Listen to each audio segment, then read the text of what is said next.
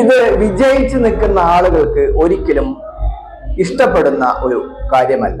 ജീവിതത്തിൽ വളരെ ഉന്നതിയിൽ നിൽക്കുന്ന ഒരാൾക്കും ഇത് അക്സെപ്റ്റ് ചെയ്യാൻ പറ്റില്ല.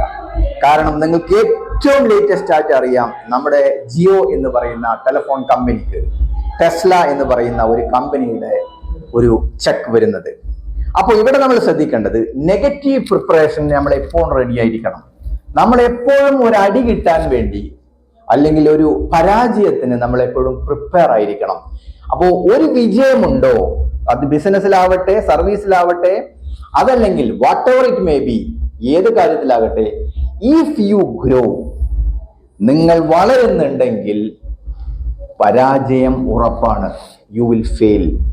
അപ്പോൾ ഈ ഗ്രാഫ് 16 ഗോൾഡൻ അടിയിലോട്ട് വരും എന്നുള്ള കാര്യം ഉറപ്പാണ്. സപ്പോസ് ഇത് ഗ്രോത്ത് ഉണ്ടോ, ഡിപ്രീഷിയേഷൻ ഉണ്ടാവും.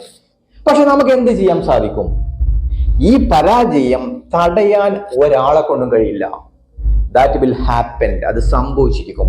പക്ഷേ ഈ പരാജയത്തിന്റെ ഹാർഡ്നെസ് നമുക്ക് കുറക്കാൻ പറ്റും. അത് നമ്മളിൽ ഉണ്ടാക്കുന്ന ഇമ്പാക്ട്, കാഠിന്യം, അത് നമുക്ക് കുറക്കാൻ പറ്റും. അതിന് നമ്മൾ ജീവിതത്തിൽ ഓരോ കാര്യങ്ങളും, അത് സർവീസിലാവട്ടെ, ബിസിനസ്സിലാവട്ടെ, ഫാമിലിയിലായിക്കോട്ടെ, ഏത് റിലേഷൻസിലാണെങ്കിലും, we will prepared for the failure.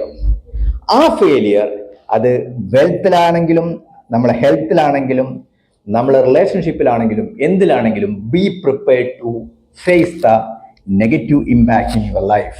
Thank you all. I'm doctor Ali. എൻ്റെ വെബ്സൈറ്റ് സന്ദർശിക്കുക, aliarimbrasadentalclinic.com. Thank U.